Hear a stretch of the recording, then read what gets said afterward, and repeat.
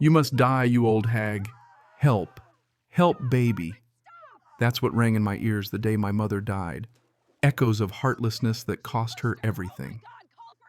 And if you want the truth, it sits inside me like broken glass.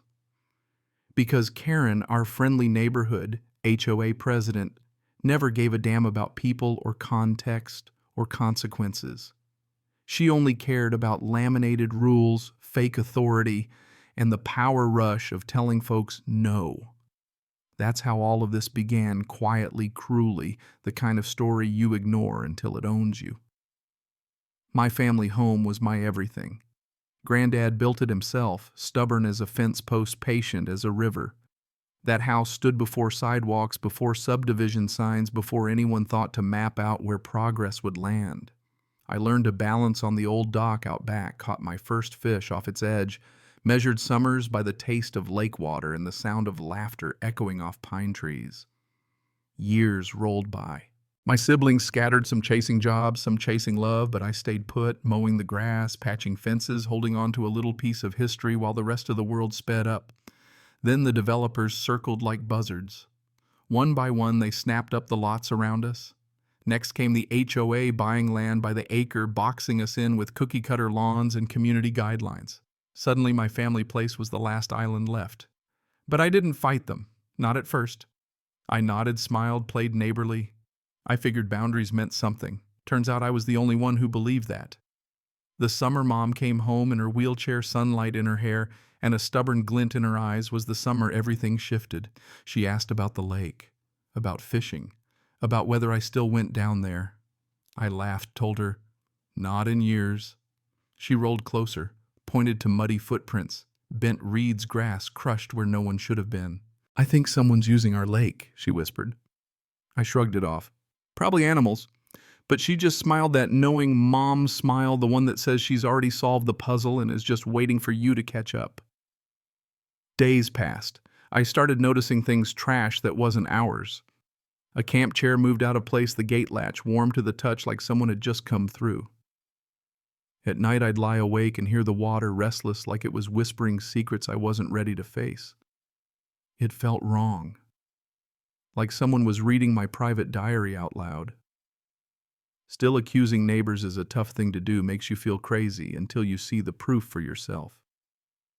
Proof came slow and ugly. One night I stayed up late, coffee going cold in my hand, scrolling through security footage frame by frame. And there she was, Karen Keyes, jangling, strutting through my backyard like she owned it.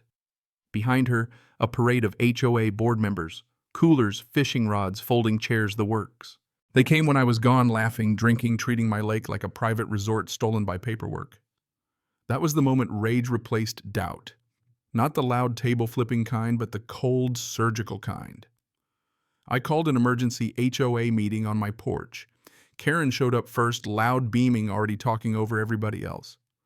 When I confronted them, she just laughed, waving the bylaws like a battle flag, insisting the lake was common property.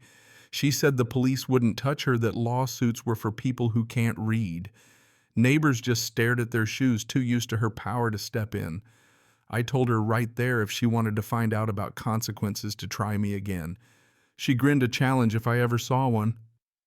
Back inside, I dug deeper, and what I found set my teeth on edge. Karen had a spare key. Not a busted copy, not a lock picked in the dark, but the real thing slipping in and out of my gates like she was family. Either someone handed it to her or she swiped it during an inspection, banking on entitlement to shield her. I changed the locks, beefed up the gates, set new alarms. Called a lawyer who didn't laugh. Karen only doubled down, flooding me with violation notices, grass too high, fence the wrong shade, dock unsafe. Every letter came with a fine attached, piling up like a threat. I paid none of it. I documented everything, screenshots, timestamps, voicemails thick with her phony authority. Friends told me to let it go, said HOAs always win. But bullies only win when you let fear keep you quiet. Over dinner, my mom asked if it was worth all this trouble. Water should be shared. She said peace is better than pride. But for me, it wasn't about fish or fences anymore. It was about lines, how once they're crossed, Some people never stop pushing. She squeezed my hand, not sure if she agreed, but she understood. For a few days, everything went still. Unnaturally so. The kind of quiet that makes your skin crawl. No laughter, no late-night cars, no keys turning in locks. Mom hoped the warning worked that nobody wanted a lake war. But I knew Karen didn't retreat. She regrouped.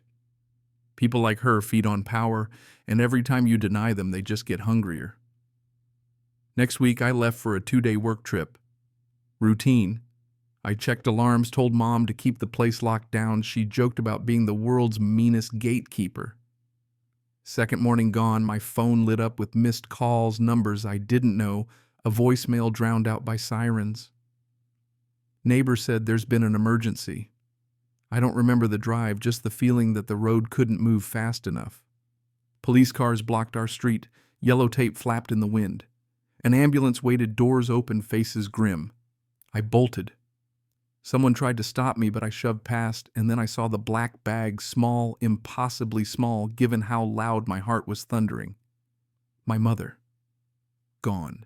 The world collapsed in on itself. Detectives spoke to me softly, voices coming from underwater. They said someone broke in while I was gone. Security cameras showed Karen alone this time. She didn't expect my mom home. There was an argument. My mom tried to call for help. Video showed hands fighting for the phone, wheelchair spinning, then a scream, water chaos. Karen panicked, ran out, called neighbors, but not 911. Precious minutes slipped by, minutes my mother didn't have. I couldn't watch the footage. I sat on the porch, same spot where Mom used to tell me stories, gripping the silence like a weapon. Karen hid behind lawyers' statements, press releases. Neighbors whispered. The lake out back gleamed like nothing had happened, silent as a grave. Grief's a strange thing, heavy as lead, but it shapes you. For a while, I just moved through the house, each room frozen in that day. But under all that sadness, something colder took root, something focused. I started digging. Police did too. Every piece of evidence pointed to Karen. Enhanced video logs showing her illegal entries, the timeline of her leaving my mother helpless. Her excuses changed by the week. First panic, then confusion, then flat-out denial. None of it matched the evidence. Court came. Karen walked in looking smaller, no clipboard, no barking orders. She wore humility like an ill-fitting jacket. The prosecutor laid it all out: unlawful entry, criminal negligence, obstruction, manslaughter. They showed how entitlement, when mixed with power, turns deadly. They showed that leaving a disabled woman to drown isn't panic. It's a decision. Neighbors broke their silence. Board members caved. Even the person who gave her the key came forward, said they'd been threatened, bullied, promised protection by Karen. The jury didn't flinch. Guilty on every count. She got decades, no parole, no appeals. Every right she'd abused was stripped away. HOA disbanded radioactive overnight. Civil court cleaned her out penny by penny. There was no victory parade, just a cold, heavy sense that something had finally been set right. I stood up in court once, only once, and told them rules without humanity are just weapons. Karen couldn't meet my eyes. The house is still here. The lake, too. Some scars you keep as proof you survived. I still see my mother in the sun on the water. Maybe that's what justice is. A scar that finally stops bleeding. So let me ask you, do you think she got what she deserved? Where's the line between justice and revenge, between rules and humanity? Drop your thoughts in the comments. Tell me what you'd have done if it was your family. And if you've got your own HOA story, share it. Because sometimes the only way to keep the peace is to speak up when nobody else will. Cảm ơn các bạn đã xem video của mình.